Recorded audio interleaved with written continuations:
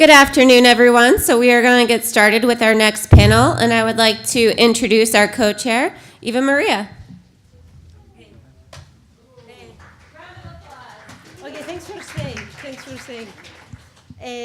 So the title of our panel is Invisible Foundations, and the panelists are Eve Achade, Manos Athanasoulis, Alex Olszewski, and Lorenzo Recchia. So the topic of the panel is Invisible Foundations, and the main questions that we will be discussing is what is data science and who is what is data science and who is data scientist, because every foundation panel should have the definition discussion. Whether data science is interdisciplinary and whether we should be doing foundational work. And more or less the panelists will touch upon these questions. I just wanted to give my take on some of these. So many years ago, I was doing data mining. Like this was 2002. And I searched on Wikipedia, what is the definition of data mining? And it's the process of discovering patterns in large datasets involving methods in the intersection of machine learning, statistics, and database systems. And then data mining is an interdisciplinary subfield of computer science, and so on and so forth. Then I searched on Wikipedia the definition of data science. So data science is an interdisciplinary field that uses scientific methods, processes, algorithms, and systems to extract knowledge and insights from data in various forms, both structured and unstructured. So if you look at the words, the intersection of the words used in these two definitions, it's very large. So my point is that data science is basically just a new term that captures things that we were already doing. So it's just a new label. And people that work in data science care about data, about algorithms, about complexity, efficiency, models, statistical significance, and applicability in some application domain. Maybe now we use more, we give more emphasis in new tools like optimization and machine learning that we weren't doing before. Then when we say data science interdisciplinary, one has to ask the question, what is interdisciplinary?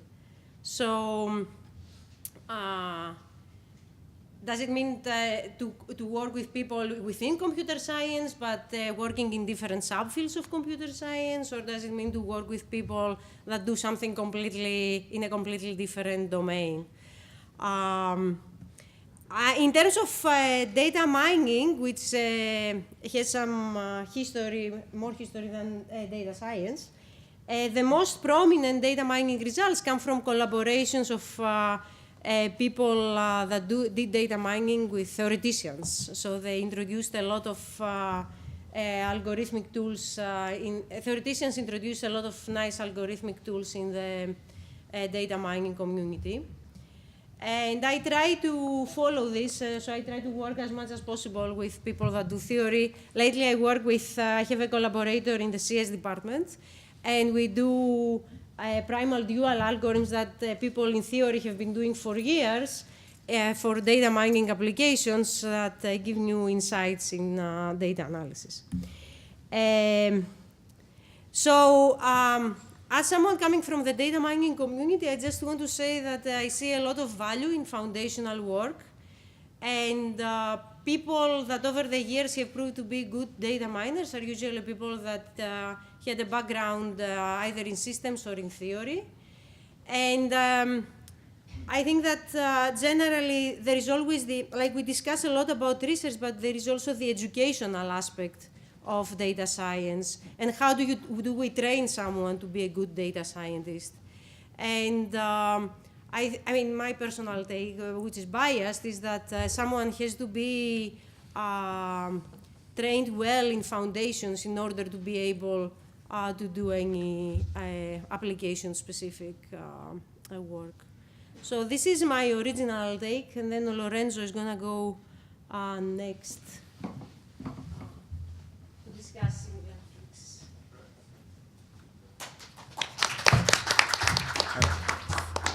So let's see. I am Lorenzo Recchi. I'm an assistant professor in computer science, and I'm actually, I guess, mostly a theoretician. This is actually the extent of my practical skills, this animation. And but the point I want to make is that I want to talk about what are, for me, the foundations of data science. And I have a slightly different point than Eva Maria has kind of told you that data science is a new label, it's data mining on steroids. I actually have a slightly different point, so it's good to disagree. And I want to talk about it today. I think there is more to data science in terms of how it relies on core subjects, but it connects core subjects, and specifically the foundations of data science. So let me skip this part because we already said what Wikipedia thinks of data science.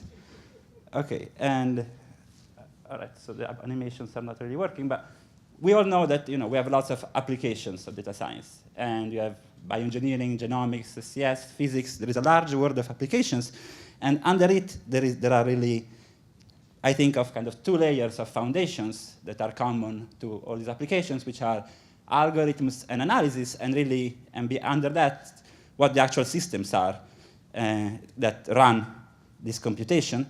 And here are kind of typical areas that arise in these two layers. So there are an immense amount of work on actual how we collect data, how we clean data. Most of the work is actually often spent on this level. A lot of the work happens here. Data management.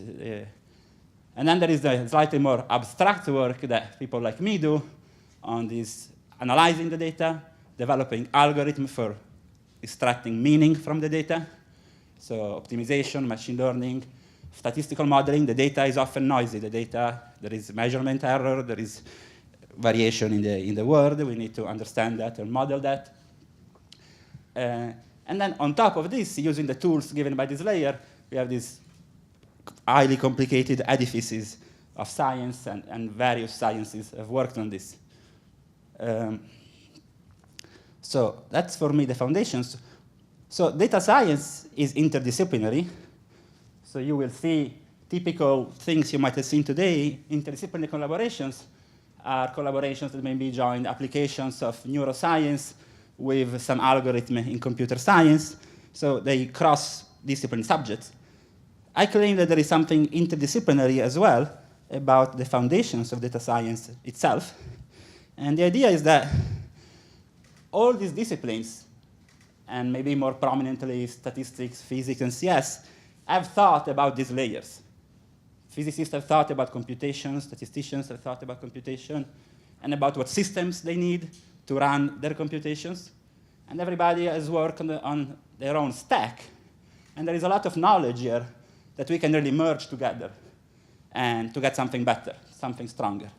And so a common idea that people have talked about in the, something stronger. And the point is that the problems that we find, the problems that these different sciences face are similar. From bioengineering to statistics to the social sciences, we are always faced with the challenges of scalability. The data is getting larger. We need to be able to understand, process larger data. Robustness, we need to be able to construct algorithms and models that are not oversensitive to noise. And related to that, generalization. If you're going to learn something, we need that concept we learn to generalize, to work on unseen examples. So these are challenges that are common to all the sciences. They're not specific to one. And these common problems require a common approach on all the foundational layers. So we need to borrow foundational ideas from all these fields. And this is actually NSF has thought about this. There have been meetings, and there's been a white paper on and proposals on something called transdisciplinary research in the foundations of data science, which is different from interdisciplinary. So in transdisciplinary, you have some common problems, which here are the issues I put up there, and you're trying to bring together techniques from different fields to attack these common problems. Okay? And I'm going to give you an example of how this is happening in my own research. So this is one aspect of the foundations that I think sometimes is not popularly understood if you are from on the outside. And the other one is, there is also, I think, a key feature of foundations of data science is that there is also vertical integration about these layers. You can do foundation data science that involves applications, is motivated by application, or even relies on methods that come from applications. And I think Manos is going to talk more about that in his slot. So without further ado, let me give you an example of how my work, I think, lies in this transdisciplinary research in the algorithmic foundations of data science. So essentially, I try to blend in ideas from two areas, from theoretical computer science and more applied mathematics and physics. And in computer science, we build computers. We like to think of computers as discrete machines that solve discrete problems. They work with bits. Bits are on or off, 1 or 0. And we have algorithms that are combinatorial. They work with discrete structures, with graphs, networks, and perform operations on these structures. And then we come up with algorithms. And our algorithms, we have come up with precise notions of what we mean for an algorithm to be efficient. But there is a whole other way of thinking about computation, which maybe comes more for applied mathematics and physics, which is that it makes sense to think of our world, of nature, as a continuous world. It does simplify calculations and analysis a lot. And it makes sense to think about algorithms as continuous processes. That's in some sense, that's the way nature is computing. And then, because computers, luckily, unfortunately, are not so good at being continuous, we discretize these trajectories to try to approximate these continuous algorithms. And with that come different notions of efficiency and completely different kind of algorithm design. And a lot of my work goes into bridging this divide between designing algorithms with computers in mind and designing algorithms with nature in mind, and showing that you can get the best of both worlds by using these strategies. So let me tell you one success story. Let me give you a concrete example where this technique works very well. If you have a large network, maybe billions or trillions of vertices, and there are many examples of large networks in today's world, we need efficient algorithms for this. But the algorithms that come from computer science, if you have n vertices, they will often require n squared running time. They're not feasible even once you get to a few millions. Forget about billions or trillions of nodes. So scalability is, just see how much the number of Facebook users has increased. So this classical algorithm would kind of work up to here. Here it's gone. We need some completely new techniques. And it turns out that the algorithms from nature, these continuous optimization-inspired algorithms, are much better at working with such large data sets. Because in some sense, the data sets start looking like continuous structures. And so thanks to these ideas, we can actually, we can do most graph processing can be done now extremely efficiently in very close to linear time. You only need to look at a vertex a small amount of times before you can infer things about the global structure of the network, and many more. And if you are interested, so you can see very well, specific things that I would love to talk to people about, people who are interested, because I think this is also for forming collaborations, is if you want to find clusters in a network. And your network is very large. What can we do about it? This is one that I do a lot of. If you want to solve some large optimization problem over a network, maybe it's a convex optimization problem, but if you put it in a black box software, you can scale up to 100 nodes. Very often, we can write a simple ad hoc algorithm that will scale to millions or billions of nodes. So these are really things that, by understanding these continuous time methods, we can really do very well. And also modeling network dynamics, understanding and improving network mining heuristics. These are all things I would love to chat with you about. Now I think Manos. Yes. Yeah, Manos is next.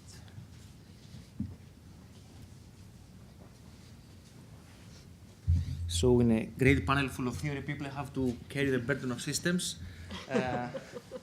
So I'm going to bring my data systems perspective of foundations.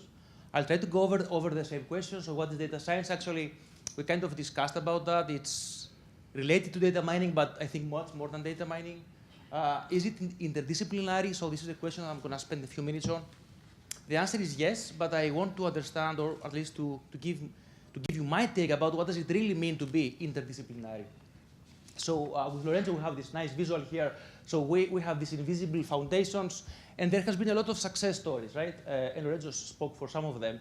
I want to bring you the attention for a very old success story about interdisciplinary research and data science in some ways, which is the CERN and the World Wide Web. So 20 years ago, they tried to find ways to exchange data efficiently, and they ended up creating, so the application was physics, and they ended up creating something that we all use, but also the CS spent thousands of PhD years in doing research on, which is the web, right?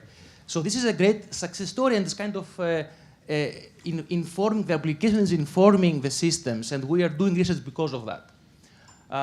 But it is important to try to avoid, or at least as much as possible, avoid duplicate effort. Right? Imagine if then 2 years later the bioengineers wanted to invent the web all over again. Right? There's no reason. We did that once. We spent a lot of years as computer scientists. We might as well use it, like the rest of the scientists might as well use it. Right?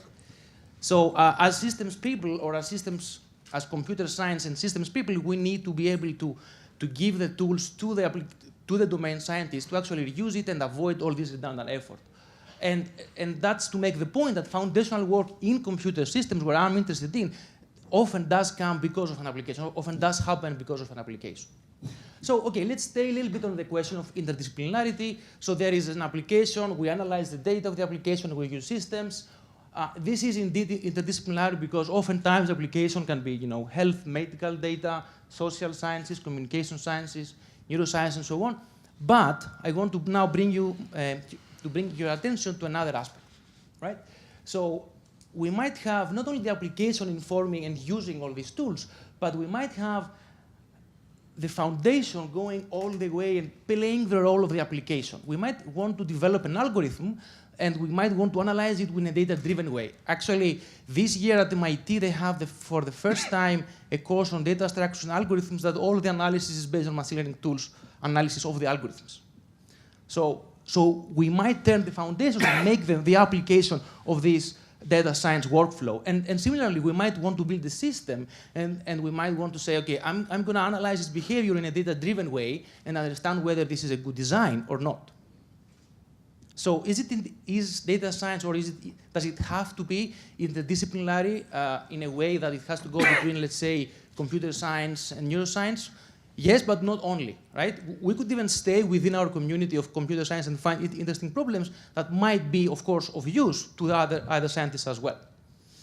So I want to just summarize this slide by saying the application informs the foundations by, trying to solve a specific problem, but also the foundations can inform the applications by phrasing a new problem that can be solved with the same workflow. And foundational work can happen in a data-driven way as well. And I want to spend a second on a specific problem that I'm very interested in. So I spent a few years ago, about this very basic database question. So for people that are in computer science and databases, this is familiar. For others, I will try to briefly explain what the question is. So everybody has their own data in a database system, maybe. And the question is, how should I access? I'm looking for a subset of the data, and I want to search. How should I do that? So I might as well do it by just reading everything and running a test for every little item, or I might have an index that tells me what you're looking for is over there, and does that at a cost, which might be a space cost or a compute cost, right? Or maybe both. So in order to answer this question for new systems and new hardware, we built a system with a student, and at the same time, we're developing an analytical model that was trying to capture how that specific system was working. And the great thing is that while we were building the system, this helped us to make the model more accurate, because we actually were doing all the legwork for the system, and we informed the model. And while we were developing the model and fitting it with the experimental numbers of the system, we found bugs in the system. So what I'm trying to say here is that we could do rapid system development and answer a key research question by using some basic concept from data science to systems research, or as tools for systems research. At the same time, as we said before, data science also needs efficient systems, and by building better systems, we will help the rest of the data scientists. Stay a few more seconds for some of the research that interests me, which is on storing, managing, and maintaining data. And if you have such questions, I'm happy to discuss afterwards, right? So a main theme that we see in data systems today is that they try to balance multiple costs and somehow provide a way to navigate a trade-off between a read cost and update cost and the space utilization. And this becomes even more complicated when we have at our disposal hardware that might be different in one installation and different in another one, and new devices might come and have different behavior. So many approaches up to now are actually trying to say, I'm going to be very optimized for reads, or I'm going to be very optimized for space utilization, or I'm going to be optimized for update cost. What my research tries to do is to find ways that navigate this, let's say, three-way trade-off space, right? And then, depending on the workload and the hardware, we could actually build or select the best system. And that was about the slide about selecting one. So we really need to answer how to build a system that can navigate the trade-offs, and what system should we select given a specific application. That's what I'm interested to do, and I'm happy to discuss with more details with anyone after the talk. So to summarize that type of research, the idea is that we have complex workloads that come from the application. So you might have specific access patterns, you might have different ways of accessing or updating your data. You also have a specific unique hardware at your disposal, which might be something state-of-the-art or something just off-the-shelf. And you might also have performance requirements. So I want my answer to be given in 1 millisecond or in 10 seconds maximum. What I'm trying to do is to try to fulfill all these requirements by using traditional software engineering and data management techniques, using data structures, but also mathematical tools like algorithmic optimizations and robust optimization that technically go out of my expertise, and I have to reach out to other people and ask them about feedback. And that's how I see that I'm breaking the disciplines even within the computer science area. Overall, the goal is to support a variety of applications, and by getting informed from applications and from computer science problems, we strive to build systems that can help anybody with their own access patterns and their own unique applications. So, to go back to the questions, is it interdisciplinary? Yes, it is. It is breaking the walls of traditional discipline, but it can also do it staying in one discipline and breaking the walls of sub-disciplines. That is the point that I would like to make. Should we continue doing foundational work? Absolutely. It's paramount. It might be inspired by one application. For example, the World Wide Web was inspired by this experimental physicists trying to exchange data, but it will benefit many other applications. So we should definitely stay on track of doing foundational work. And what about teaching? So I think we spend a few, maybe sentences every now and then about teaching today, and I want to spend a few more. So I think we need to develop a common language as educators that we want our students to know and to speak between themselves as employees and researchers of the future. And I want to bring your attention to the fact that today all engineers are doing calculus and programming, right? So probably our colleagues of 30, 50, and 100 years ago said every engineer needs to know calculus and every engineer needs to know programming. So we kind of have to think, what is the calculus and the programming of data scientists today? and we might still need calculus and programming. I'm not against keeping them as year one, but maybe we need to make sure that we have some other stuff on the more theoretical side. Algorithm, statistics, machine learning, data mining are things that everybody who wants to be data scientist should know, what they are and how to use them at the very least. And on the other hand, large-scale data management systems should be something else that everybody that wants to be data scientist should know what they are and how to use them. And I would like just to finish because I didn't really introduce myself. So my name is Mansa Harasulis. I just joined the Department of Computer Science. In my research, I briefly described this on data systems architectures.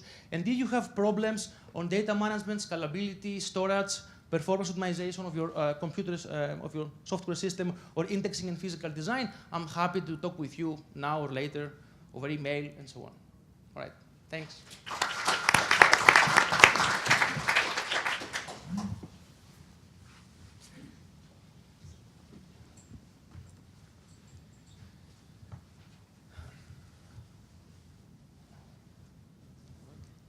Just go to I think just you can continue.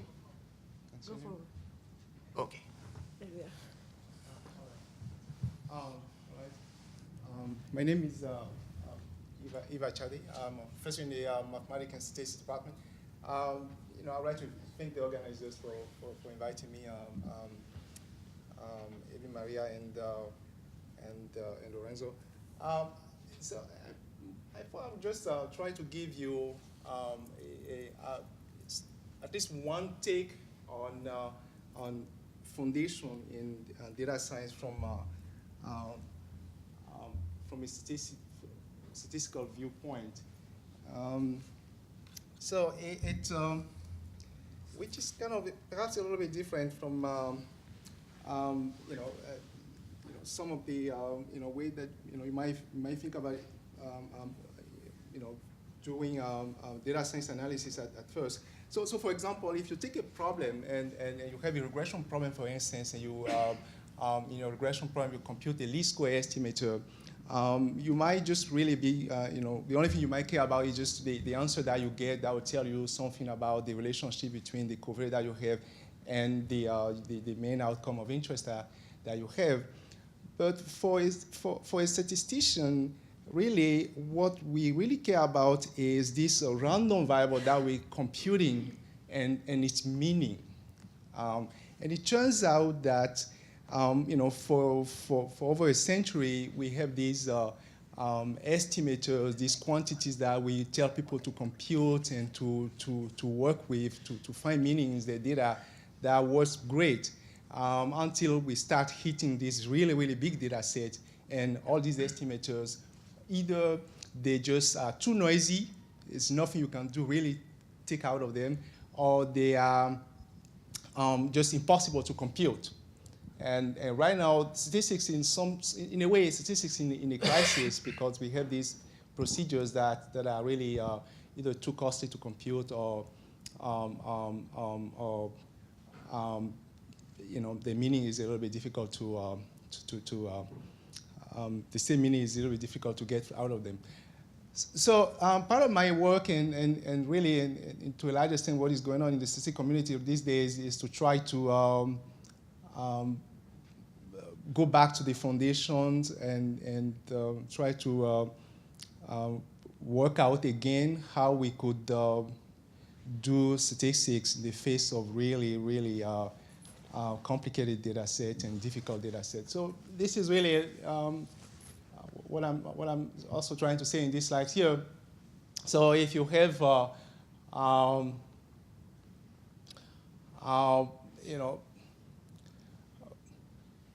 really very big data set, what will happen is that most of the statistical method that you have, you will not be able to compute and work with them, or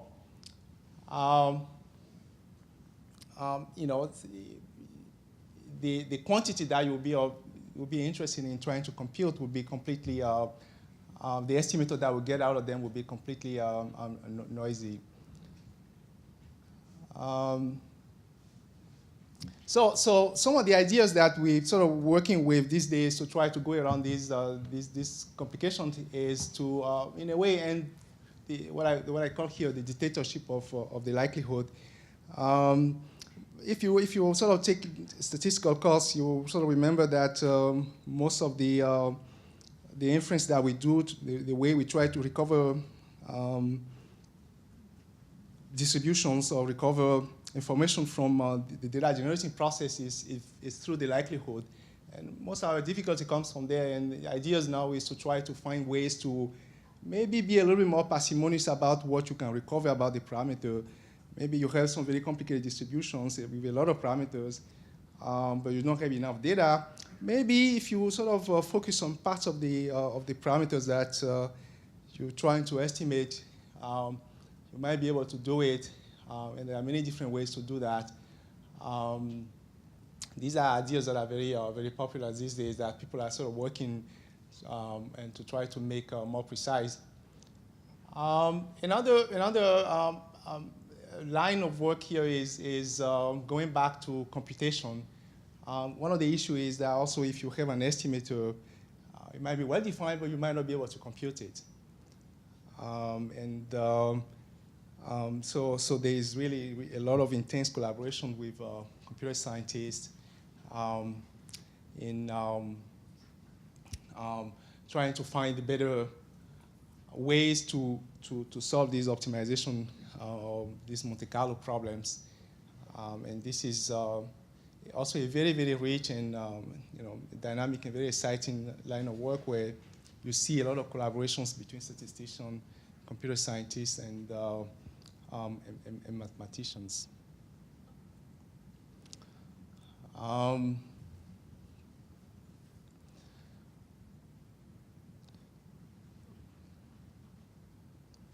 Right. So in my really I view this as an opportunity to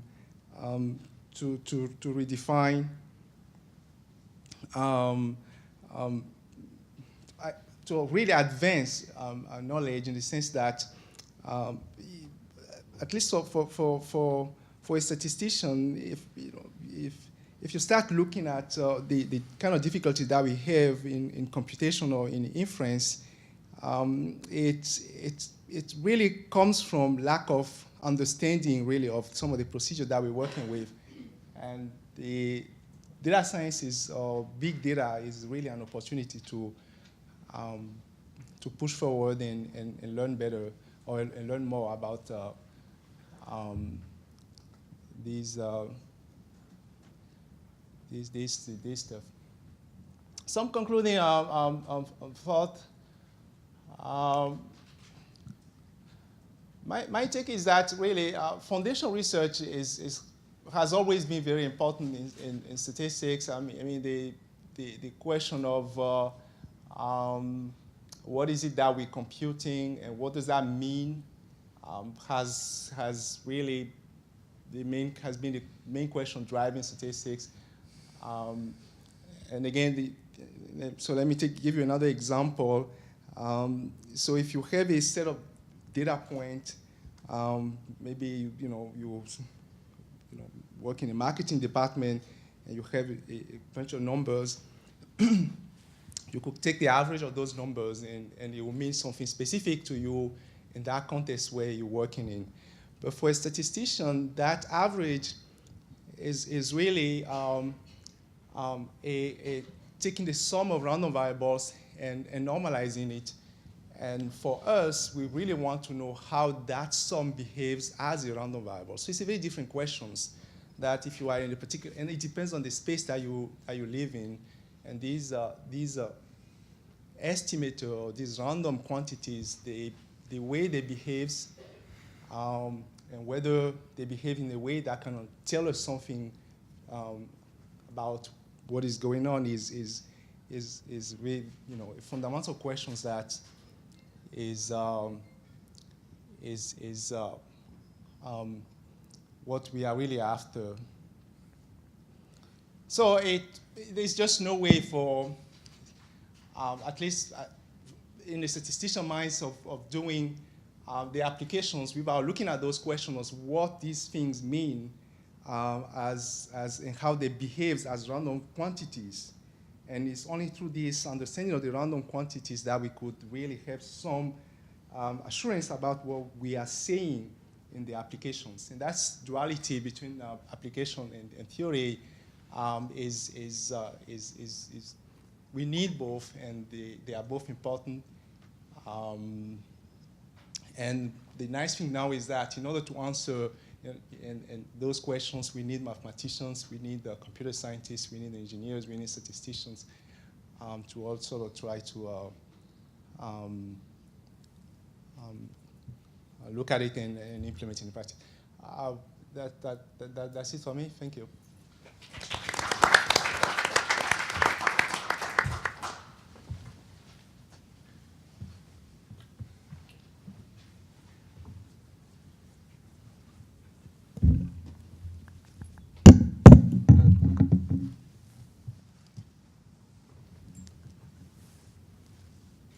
Okay, thanks a lot for the invitation. I'm Alex Olszewski. I'm in the ECE department and the SC division. So I kind of want to make a case for the invisible foundations, as this panel is called, and tell you a little bit about my own research in this context. Oh, this is an outdated version of the slides I had. Okay, so I'm just gonna, let me ignore the slides a little bit. I tried to update them at the last moment and they failed, so that didn't work. Let me start with a little bit of a controversial example to draw your attention, which is the Human Genome Project. Okay, so the United States government, as well as many other funding agencies, spent billions of dollars to sequence the human genome, and it was finally sequenced in 2000. And it's hard, if you were alive back then, many of today's students were not, but if you remember 95, 96, there was this tremendous amount of enthusiasm behind the Human Genome Project. We were going to enter a new era of medicine. Cures for all sorts of diseases were around the corner. Why? Well, now we were going to sequence everybody's genes. We know that things like cancer or other diseases are partially heritable. We were going to find the genes that are correlated there. We were going to analyze these pathways. We were going to mimic the effects of these genes with drugs. Now we would have a clue at how the system worked, right? So this was enormous. There was an enormous amount of enthusiasm. When the paper that finally sequenced the human genome was published or submitted, I don't remember, it was announced not just by the scientists. There was a press conference that included Bill Clinton and Tony Blair. So this was huge. Okay, so then the human genome gets sequenced. What happens next? Well, in the next few years, nothing. Nothing happens. Why doesn't it happen? So people start looking for genes. They don't really find any terribly strong effects, right? The few genes or the papers that get written that propose candidate genes that are correlated with various diseases fail to replicate. And this state of affairs goes on for a while. In 2008, the words missing heritability are coined. So missing heritability means people call it the missing heritability puzzle. We see diseases are heritable to a certain level, and yet when we look at genes, all of a sudden we're not finding them. So one of the things I had on these slides that's not here was there was a lot of backlash to this. I was going to read you some articles from The Guardian, which talked about the failure of genetics, why we need to stop looking at genes, we need to look at more social causes for diseases, and so forth. So let's ask the question, what happened, right? What happened was two things. One thing is that we now understand that a disease is not caused primarily by 1, 2, 3, 4, 5 genes. It's caused by many, many, many genes, each one of which has a very small effect in isolation. But together, now people are computing what they're called polygenic scores based on hundreds of them. Collectively, they have an effect. When you look for them individually, they don't pass tests of statistical significance. So the paper that really made this observation and convinced everybody was really in 2010. The second thing is that we need a mechanism that ensures findings replicate, right? You have a lot of data, that's great, but what happens? People keep asking questions. And eventually the answer to something comes out to be yes. So now people are pre-registering their findings. That's becoming kind of more widely common. Before you publish a paper, before you do an experiment, you say, these are the questions you're going to ask. And then once the answer comes out, you're basically not allowed to ask more questions. So things are improving.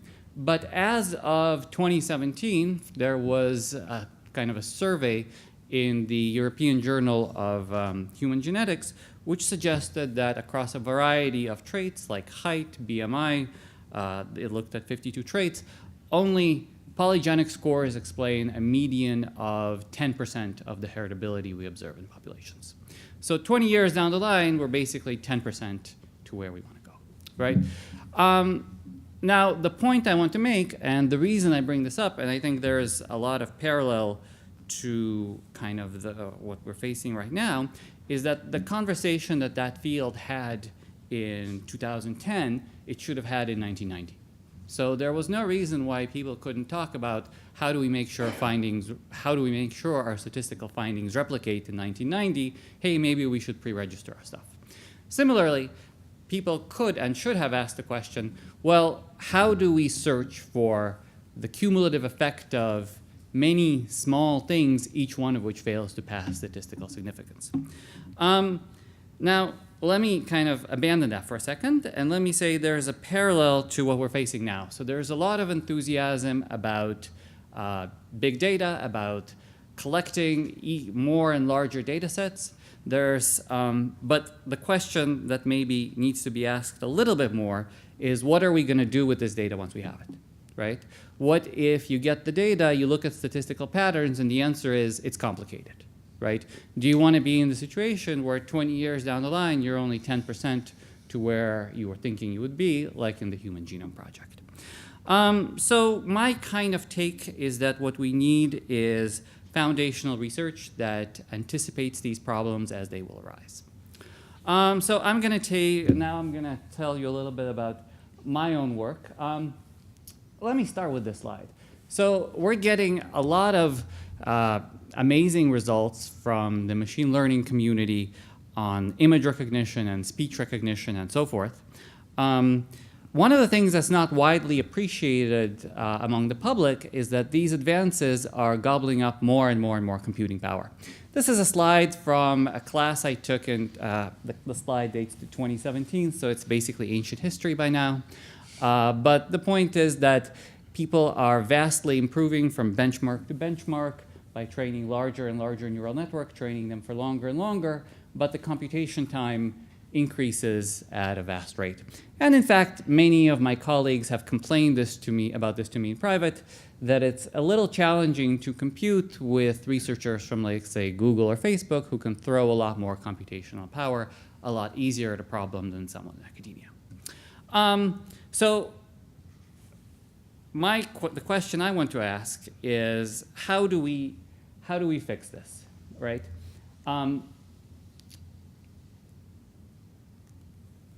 And the answer I want to, okay, so this is I'm sorry, these slides are old, so that's why I'm kind of stuttering here. But now I want to segue into my own work and how it tries to do this. So what I do is I work on parallelism and optimization.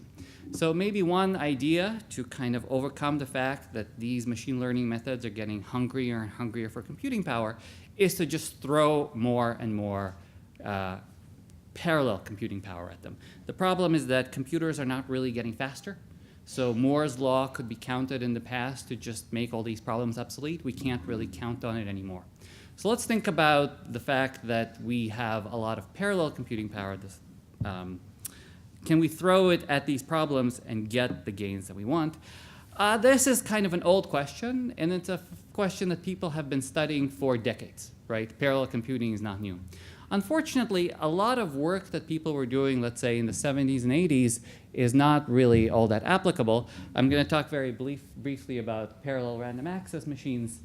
This is the kind of chart that people used to have, that if you're going to parallelize a problem, what are you going to have? You're going to have n processors that are going to access a shared memory. I'm going to read a quote from one of the papers on the subject. Basically, by the time I became a grad student, these models were used exclusively as a cautionary tale. So the story that people were telling is that maybe in history and computer and physics, you can work on a problem and it's the same problem that people worked on 100 years ago. And so you just work on it. In a fast-moving field like engineering or computer science, problems can sometimes have a shelf life, so you don't want to get too attached to them. You want to trace the evolution of how much people care about them. One of the papers on this subject that summarized it, I'm going to quote it, the most widely used parallel model, the PRAM, is unrealistic because it assumes that all processors work synchronously, that interprocessor communication is free. Surprisingly fast algorithms can be developed by exploiting these loopholes, but in many cases, the algorithms perform poorly under more realistic assumptions. We know this intuitively. You know, here I was shopping for a phone, so I stuck this chart here. We now have computers that have 4 cores. They're not 4 times faster than they used to be. Some phone companies will now sell you phones with 8 cores. They're not 8 times faster. In fact, sometimes they're worse than 2 cores. So there's no clean answer to this question. You know, many people are working on distributed computing. There's tons of papers, and the short answer is there are complicated trade-offs. So my research then is asking a more narrowly focused question.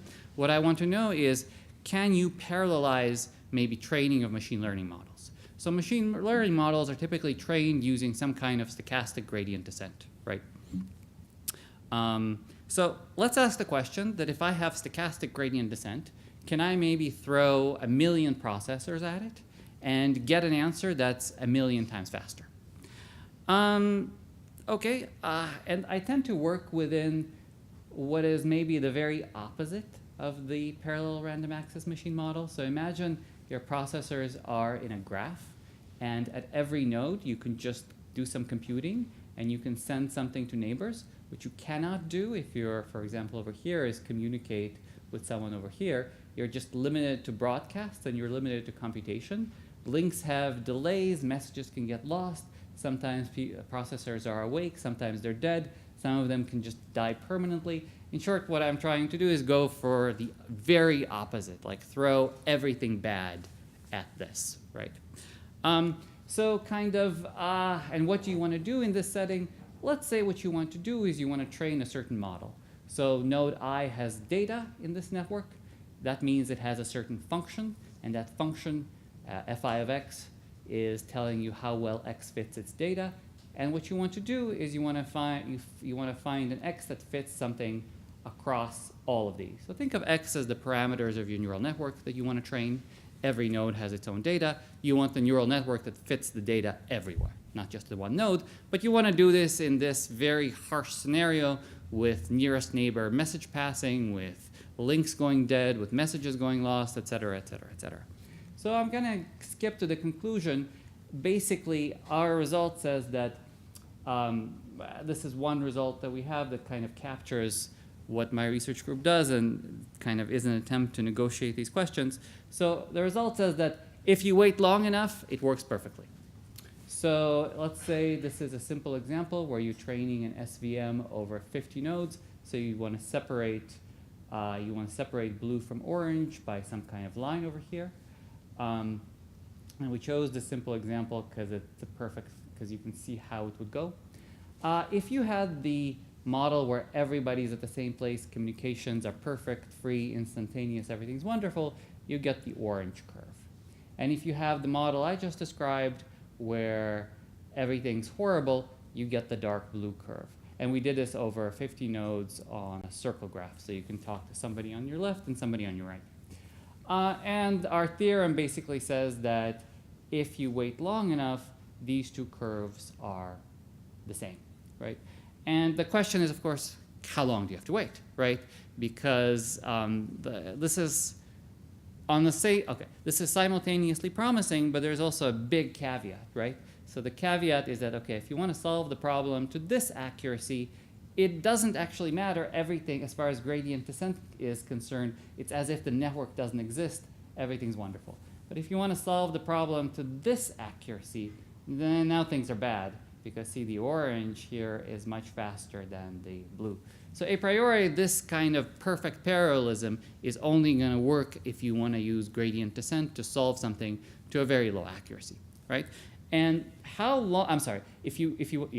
And the kind of accuracy that is going to work and get perfect parallelism is going to depend on this transient, how long it takes for this curve to reach this curve.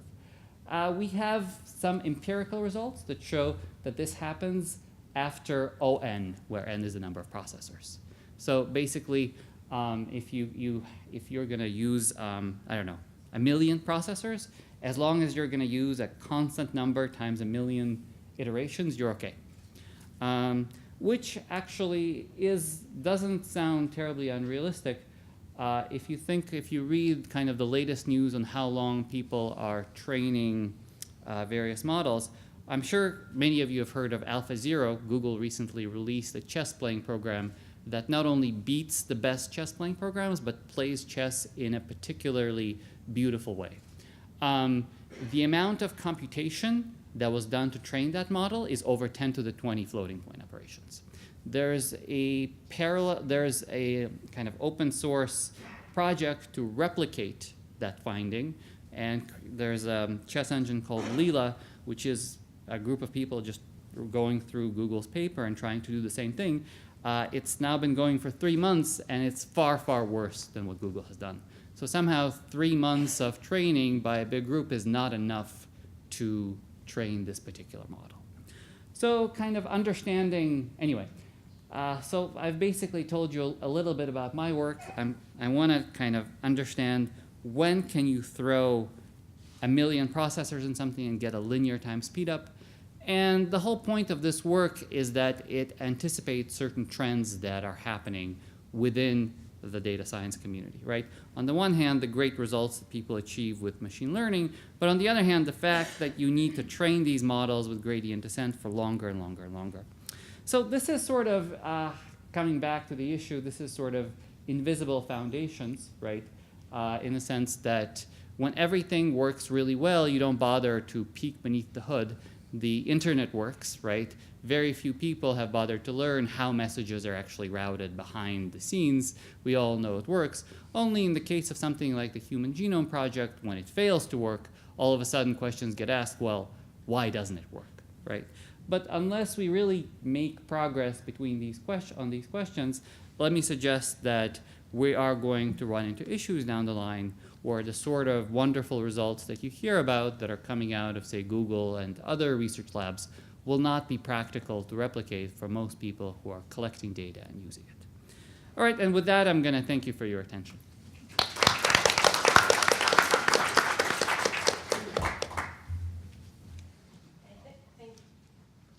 So, thanks everyone for your views on foundations. I think that we can take questions from the audience, if there are any.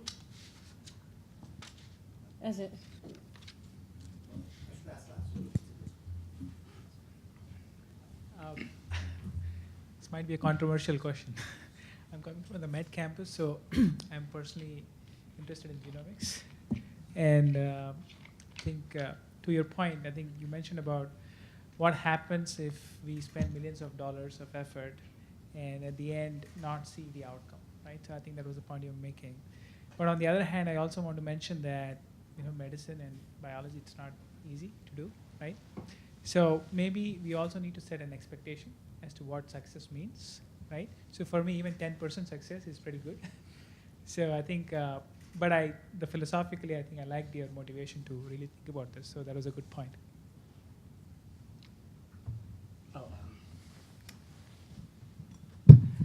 Yeah, no, I agree 100%. This wasn't meant as a criticism of genetics, but yeah, my larger point is that in parallel with questions like data collection, we need to consider foundational questions in algorithms, right?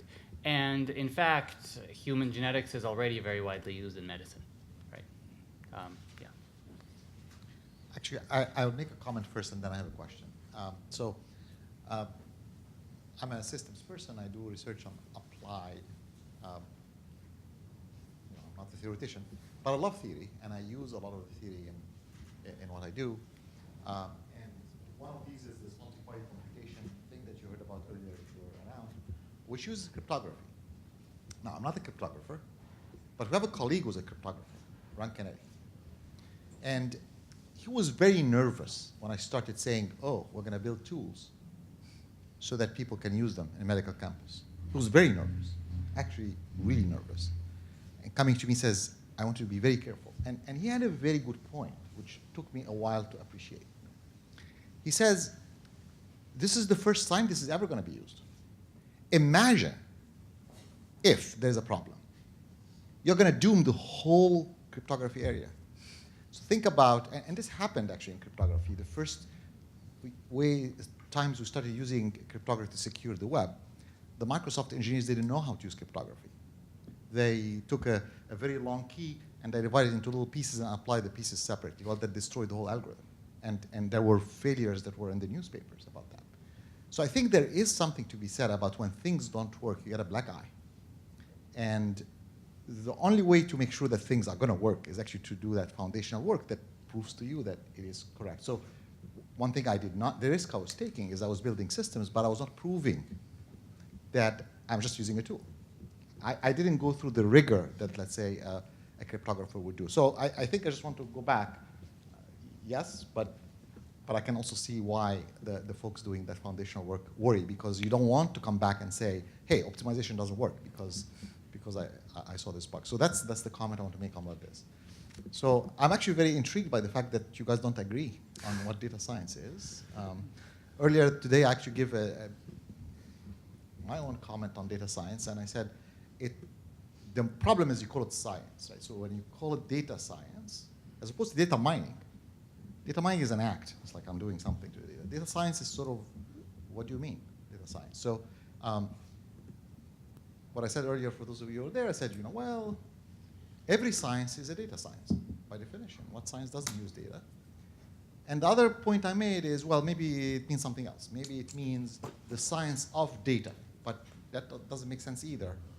Maybe what you mean, the science of learning from data, the science of optimizing, searching on data, the science of data mining. So maybe what we're missing is that qualifier of what is it that we're doing with the data that needs the science. So maybe that's a way to resolve your conflict, but I just wanted to offer it. So I think actually, Eva Maria, you are the one who doesn't agree it's interdisciplinary, for example. No, I think I agree it's interdisciplinary. I just don't agree with the definition of what is interdisciplinary. I think we are all in agreement with that. That's like, I think data science is, you don't do data science necessarily by being a computer scientist and working with someone who does an application. I think that interdisciplinary means that I go and work with Manos, that I have no idea how the systems work. And this is also interdisciplinary. That was my point. And I think that's also their point, that basically you can be interdisciplinary or transdisciplinary within your field of computer science. I think that that was the. I think maybe we don't agree exactly on the definition of data science, but we do agree on the definition of the interdisciplinarity, which we can give it different labels, but I think we agree on that. But an interesting question is whether, do we really need foundations, or do we really, which is related to the point that you just brought, or do we really need more data?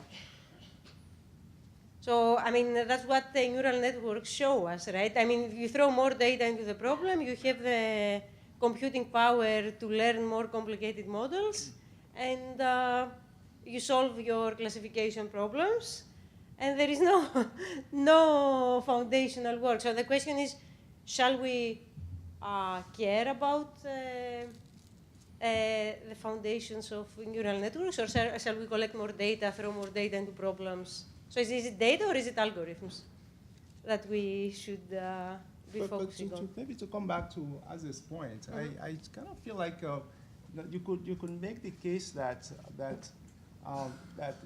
in the abstract you want to work on data in the abstract, and if be it using some algorithms or or using some,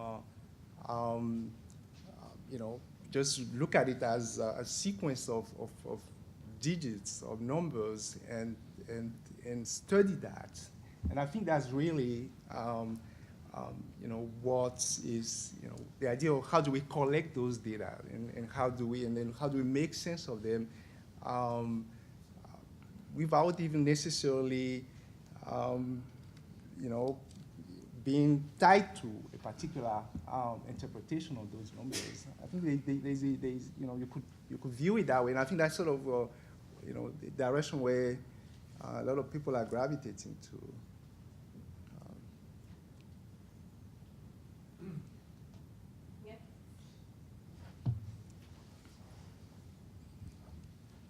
Thank you. So there's one area that I think about a lot, which is ethics and data science. And for example, on Monday we had a visitor from Google in the AI Distinguished Lecture Series, and we were talking about that, and he's like, oh, I don't want to touch that. That's very difficult, and ethics should be studied by people who are specialists in ethics. And so I want to hear from you, because my feeling is that people who work on foundations are actually highly skilled to think about these problems, the kinds of algorithms we develop, the things we do with our data management system that could have ethical implications is something that people who just come out of the social sciences may not understand at all, because they don't know really what is possible in our world. So I was wondering if you have any ideas about how to go about this issue of ethics and somehow incorporate that into your research or into research topics that maybe the community should look into. And if you also, maybe you don't agree and think it should be something totally different from what we're doing. I would really love to see good ideas in that area. Well, I think foundations can be helpful in addressing some of this. And we actually, we have people, experts in like differential privacy, for example, in the computer science department. That is, how do you disclose some data sets of like patient data so that people can mine it without revealing the data of an individual person. So the idea is that you can add tiny amounts of noise that make sure that no single person can be identified, but on aggregate, the data still contains the same relevant information. So I think the problem is that some of these issues, like differential privacy, can be addressed by foundations, but some other issues, like fairness, for example, seem to be harder to capture, to have maybe more of a context-dependent meaning or of a human component that has proved very hard. So I know lots of people have been thinking in different ways about fairness, and I've also thought about fairness in the context of optimization or routing over networks. But it's really a very far cry from the richer models that you would like to see in an ethical context. So I guess summarizing it, I think for some problems, the foundations have very good answers. For some other problems, the foundation might just tell you, we might actually be able to give you mathematical proof that, we cannot help you. But at least that would be that would be something. right? Yeah. These people who believe that technology can do everything for them, and at least would hear that. So one quick comment on your question. So I'm not an expert on the type of research that would really help answer that question, but I do think that in the era that we really train many of our models of our neural networks to make decisions, we need to be able to, at least most of the time, learn why we made this decision and track back and explain the decision. So explainability is a big thing. And I think that would help, but we would still need, I think, as a systems person and computer science person, we would still need an ethics expert from outside to really shed some more light about why this decision is good or bad or ethical or not ethical or fair. But at least we should know why the decision made. The technology should give that answer, and then need extra expertise to follow up. Yeah.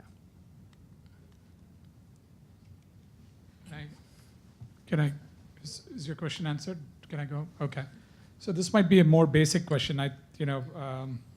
So foundational knowledge to do data science. So I think the definition of foundation is also different based on who you talk to. I think for you guys it's different from people in the industry. It's different. But how will I want to react to the question that you made, Eva Maria, is do you just need data to do data science, or do you need algorithms?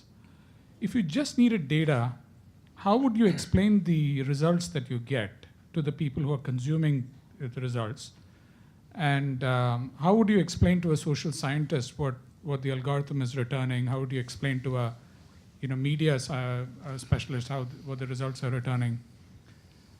I think there is a lot of fundamental foundational knowledge that is taken for granted in computer science, which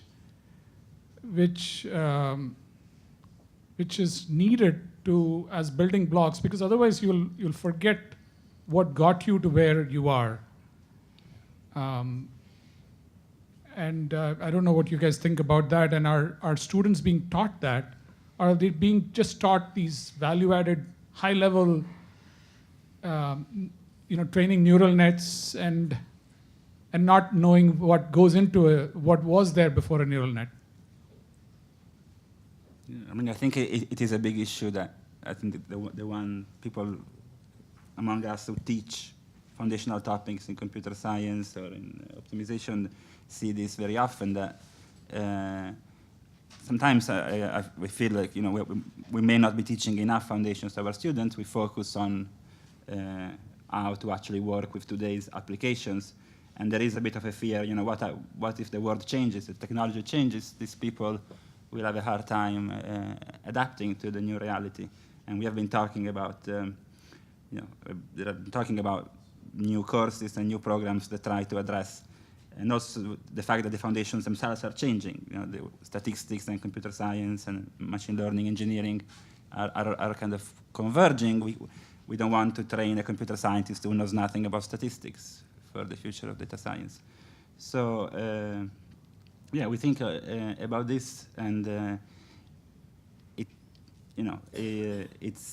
from my experience, it's hard to convince the students that they need to learn more linear algebra and train fewer neural networks.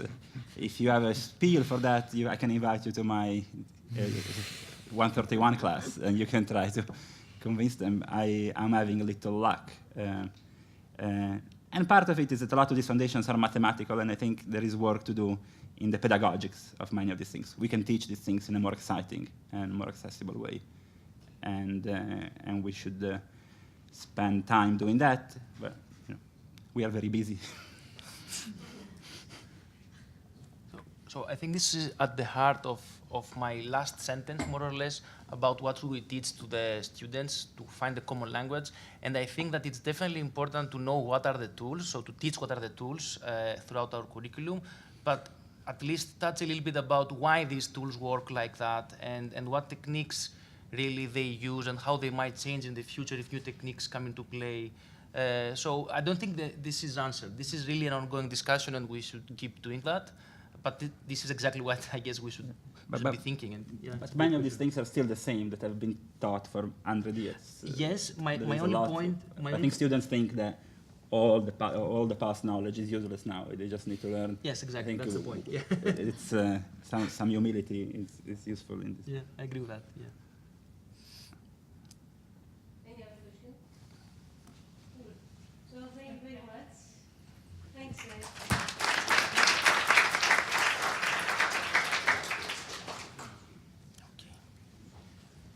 Thank you for inviting us.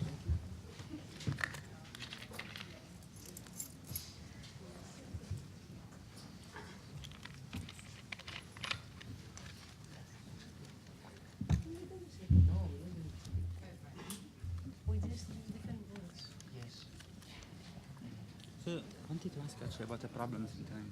If I have a graph and I want to come up with the fastest mixing map change, which is also time reversal. Is that problem being looked at? Yes, there's, in fact, think there's a well-known paper with this title, but there's nothing really non-obvious. It's mostly like basic convex optimization, but I was looking at Yeah. I have to go. Yeah, it was great. It was fun. And nice to meet you. And I really like that you coordinated with mothers. It's good. Okay, thank you. Bye-bye. Because I was looking at. Good afternoon. Once again, I'm Keith Ward, Communications Specialist at the Hurrier Institute. It's my pleasure to introduce students who will be presenting their work for the Student Lightning Talks. Earlier today, we heard from the faculty in their lightning talks.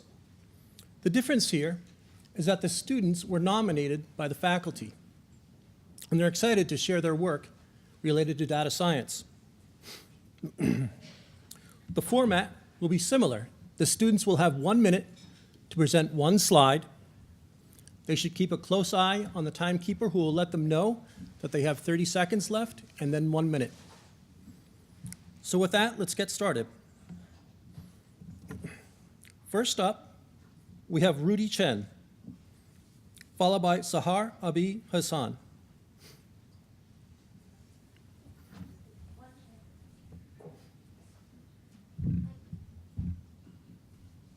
Hello, my name is Rudy Chen, and I'm a PhD candidate in the Division of Systems Engineering. The title of my poster is Robust Regression under the Wall System Metric.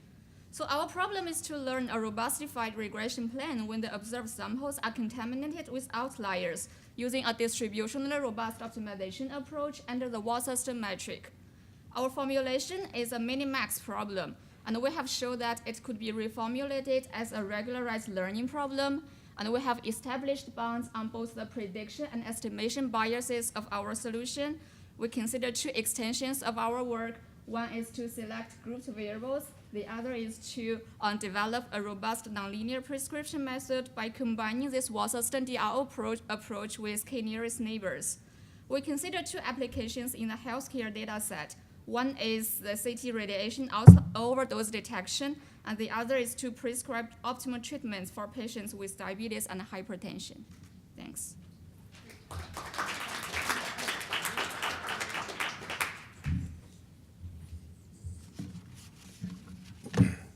Thank you, Rudy. Next, we have Sahar Abi Hassan, followed by Artem Gariv.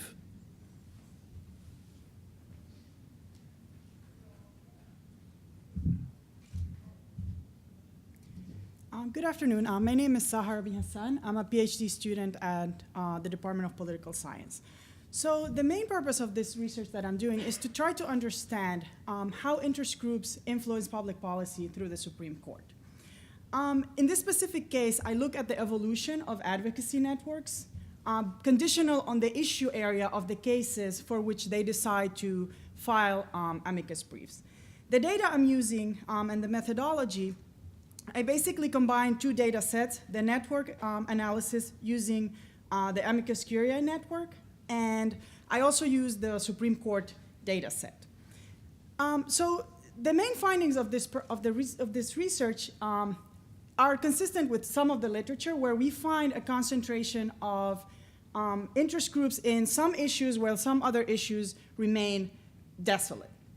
The important thing about this research and why it matters for understanding interest group behavior is that we see a misalignment between the groups and the case trend.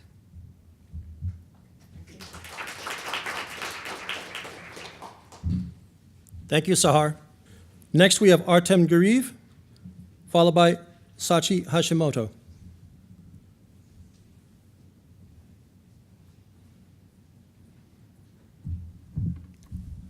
Hello, I'm Artem Gariv, junior studying mathematics and philosophy at BU.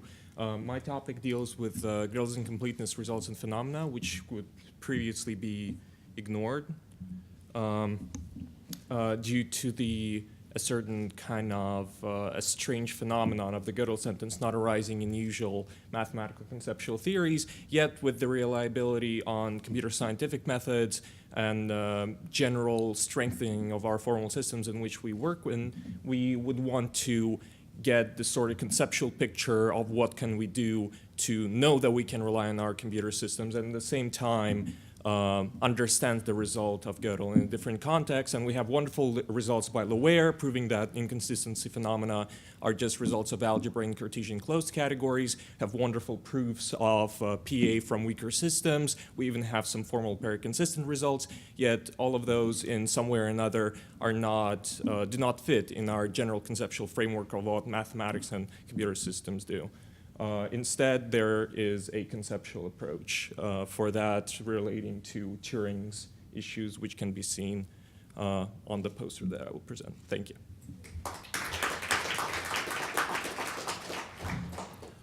Thank you, Artem. Next, we have Sachi Hashimoto, followed by Jingling Li.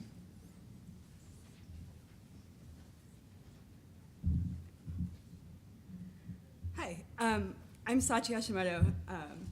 So I'm interested in the symbiosis between data and conjecture. So how can conjectures help inform the kind of data we collect and how we collect it?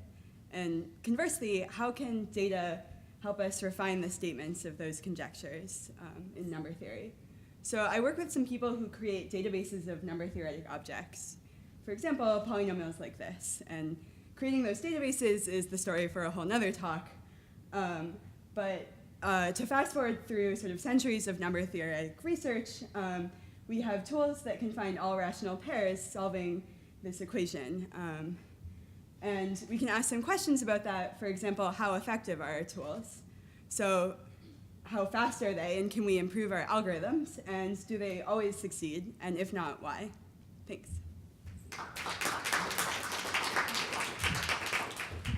Thank you, Sachi. Next, we have Jingling Li, followed by Kate Mays.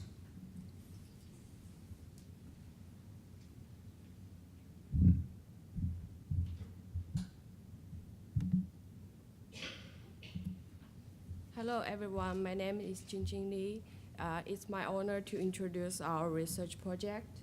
Our goal is to improve the robustness of the machine learning algorithms. To be specific, we trained a variational autoencoder on the MNIST dataset. And the VE model is a very powerful generative model, and we trained the model well. The negative log likelihood was around 89.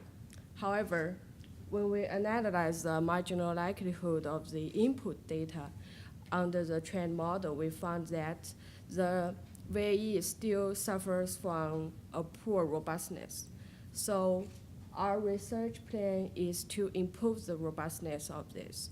We are researching the robust probability inferences. That's it. Thank you.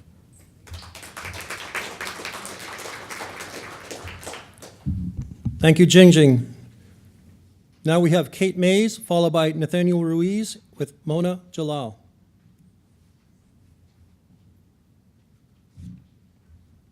Hi, everyone.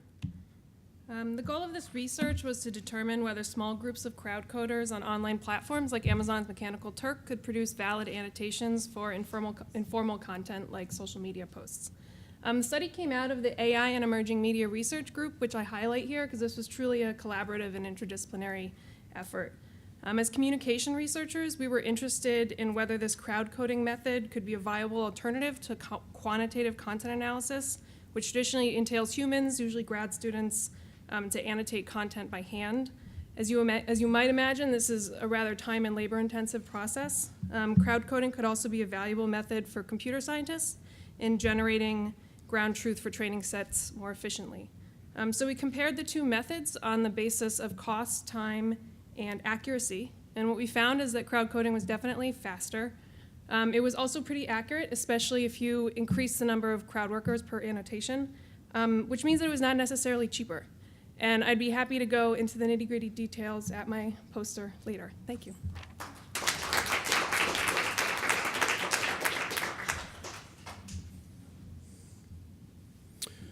Thank you, Kate. Next, we have Nathaniel Ruiz with Mona Jalal.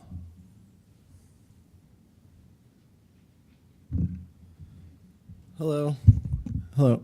My name is Nathaniel. I guess this is not the slide. this one. All right, my name is Nathaniel, and I'm presenting this work with Mona. In our group, we're interested in how students tackle math problems on an online tutor. And we want to see that if we can, through facial analysis, kind of predict their future behavior or see if they're going to actually answer the question right or need hints. So what we did is we collected a large data set of around 20 or more people that tackled math problems, around tens or hundreds of math problems each. We have video of these people with GoPro cameras and webcams. And through these video, we want to see through their facial expression, head pose, gaze direction, and facial appearance, if we can predict what they're going to do next, or predict if you're going to answer the question successfully or need a hint to answer it. So we use traditional computer vision, and we actually added on deep learning technology to this to achieve better results. And the whole crux of this problem, the whole motivation for the problem is if the student is going to need a hint or if the student is not going to perform well, maybe he needs an intervention, such as, maybe the tutor can automatically give the student a hint, and this can help. Thank you.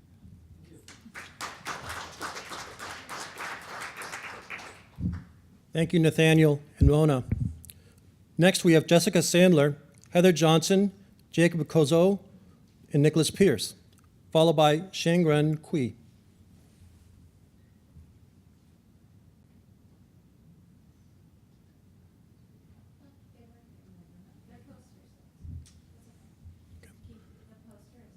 Okay. Next, we have Shangren Kui.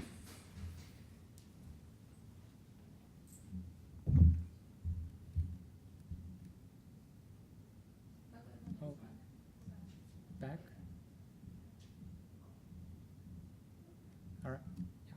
Hello, everyone. My name is Xiangren Qiu. I'm a PhD student in physics department. So our research is about applying deep learning models to detect Alzheimer's disease. Alzheimer's is a type of dementia that causes problems with memory, thinking, and behavior. And the first modality we used is MRI, magnetic resonance imaging.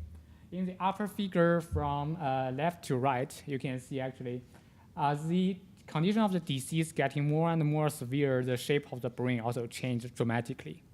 And another modality we used for this model is our clinical features collected from 2 neuropsychological tests, which provide some functional information. Individual models were built on those different modalities independently, and then they were combined through some voting techniques. So we have proved the ensemble model are actually more accurate than any individual ones. Yeah, thank you.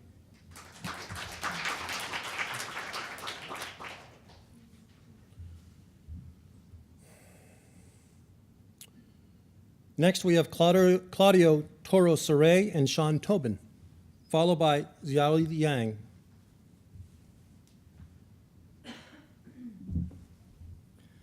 Hi, everyone. Nope, that's not me. That's me. So a prevalent problem in the neuroscience of decision-making is that the brain regions that represent the subjective value of a chosen option seem to overlap a lot with those that activate when you're doing nothing, which is curious. And so part of the problem is that the analysis of fMRI data that was used to produce these results tends to fail to address the high dimensionality and interconnectedness of this data. And so that forces us to, whoops, spoilers. That forces us to group average results across participants and disregard idiosyncrasies in brain organization.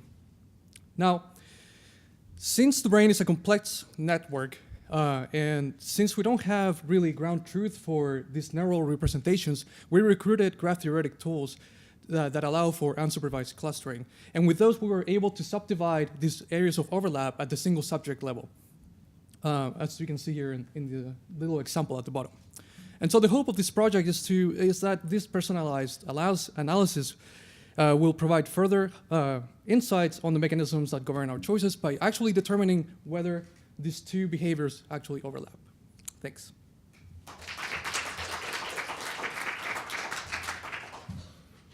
Thank you, Claudio. Next, we have Xiaoli Lang.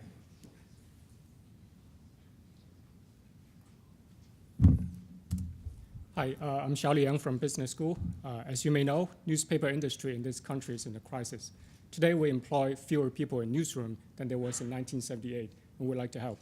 My advisor Nachiketa Sahur and I investigate how Philadelphia Inquirer's choice between producing its own original content and sourcing wire content from other publishers affect its readers' willingness to pay.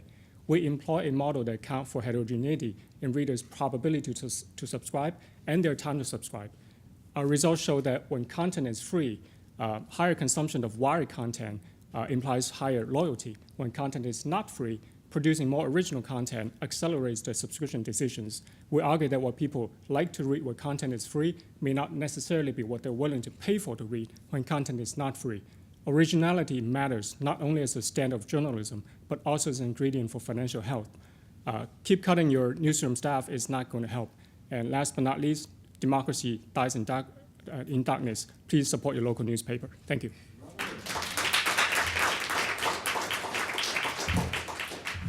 Thank you, Xiaoli. Next, we have Sikui Zhang.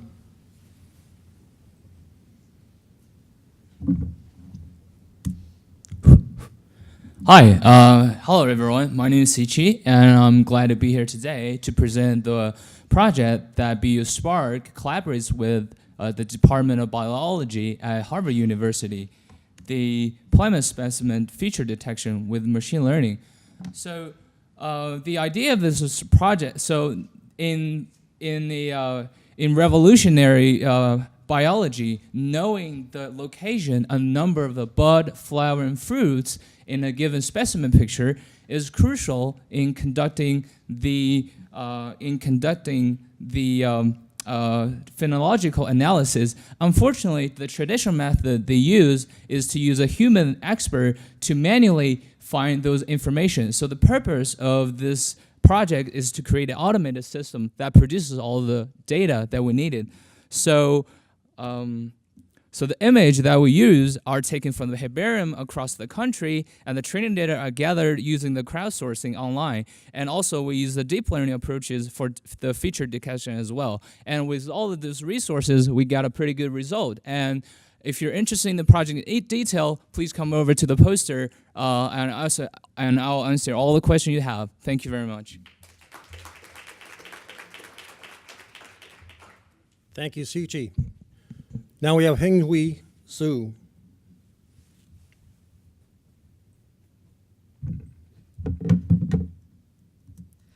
Hi everyone, I'm Henghui Zhu. Today I'm glad to introduce our work, clinical concept extractions with contextual word embeddings.